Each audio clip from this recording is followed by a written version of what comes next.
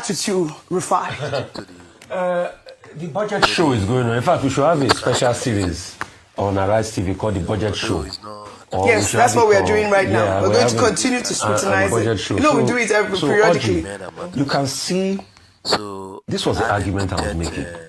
The reason why people like us argued for subsidy removal then was that we thought government would be transparent enough and plow the money into the needs of the people. But see what they are spending it on.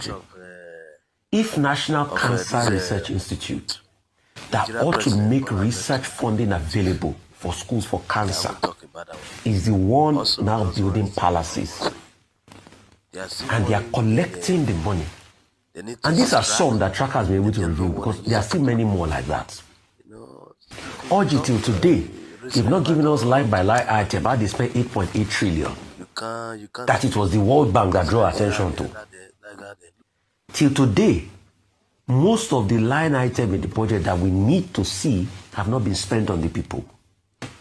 I talked about even the deputy speaker that had the effrontery to now send these people to write that they wanted to use it for young people when National Orientation Agency has not gotten their money.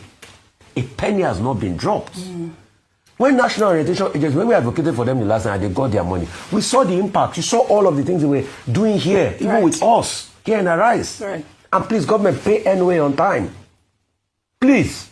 Yes. So, you see the kind of process that goes on.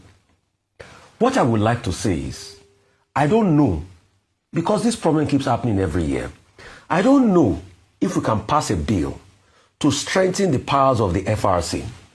Federal Revenue Commission, to scrutinize and make the powers be sort of like an OBR in the UK, to scrutinize the budget process. In fact, in my head, I've written that bill, where that agency that will scrutinize the budgets will not be subservient to the president, will not be subservient to the National Assembly. The people on the agents will serve independently. All right. And all the budgets must be submitted to them to scrutinize for 45 days before the president now takes seats to the National Assembly to assent.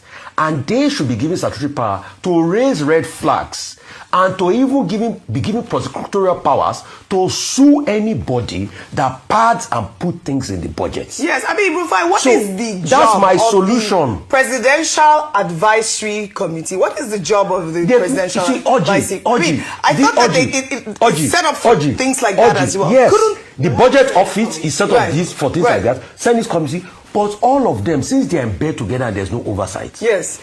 We should be able to have an independent body that doesn't care about them. Because you see, there's something I call executive usurpation. Usurps all those bodies of accountability. We must have an accountability body for the budget. I think that should be the lasting solution. Independent. Right before the budget is submitted. It should be given prosecutorial powers that if you see anybody part the budget. But let me just say something. But if